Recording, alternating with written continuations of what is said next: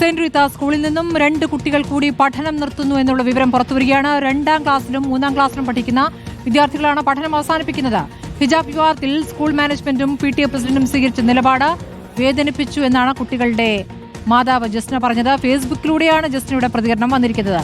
ഷാബാസ് അഹമ്മദ് വിവരങ്ങളുമായി. ഷാബാസ്, ഇപ്പോൾ സഹോദരികളാണോ രണ്ടുപേരും?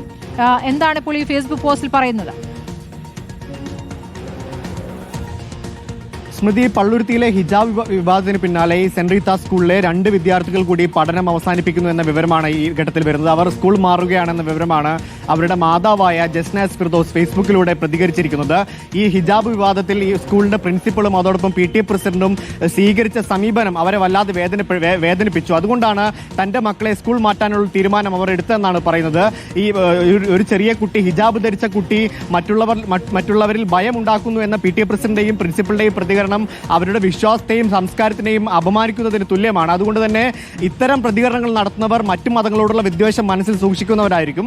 അത്തരത്തിലുള്ള മതവിദ്വേഷം സൂക്ഷിക്കുന്ന ആളുകളുടെ ശിക്ഷണത്തിൽ ഈ കുട്ടികളെ വളർത്താൻ അല്ലെങ്കിൽ പഠിപ്പിക്കാൻ ബുദ്ധിമുട്ടുണ്ട് എന്നാണ് ഇവർ ഫേസ്ബുക്കിൽ കുറിച്ചിരിക്കുന്നത്. അതുകൊണ്ട് തന്നെയാണ് ഈ ഹിജാബ് വിവാദത്തിൽപ്പെട്ട കുട്ടിക്ക് ഐക്യദാർഢ്യം പ്രഖ്യാപിച്ചുകൊണ്ട് തന്റെ 2 മക്കളെയും ഈ സ്കൂളിൽ നിന്നും മാറ്റുന്നു എന്ന കാര്യം അവർ ഫേസ്ബുക്കിലൂടെ അറിയിച്ചത്. മറ്റൊരു കോൺവെന്റ് സ്കൂളായ അവർ ലേഡി കോൺവെന്റ് സ്കൂളിലേക്കാണ് ഈ കുട്ടികളെ മാറ്റുന്നത്. അവിടെയുള്ള കന്യാസ്ത്രീ എല്ലാ വിശ്വാസങ്ങളെയും ഈ മാനിക്കുന്ന ആളാണ്. അവർ ഈ കുട്ടികളെ അങ്ങോട്ട് ക്ഷണിച്ചിട്ടുണ്ട്.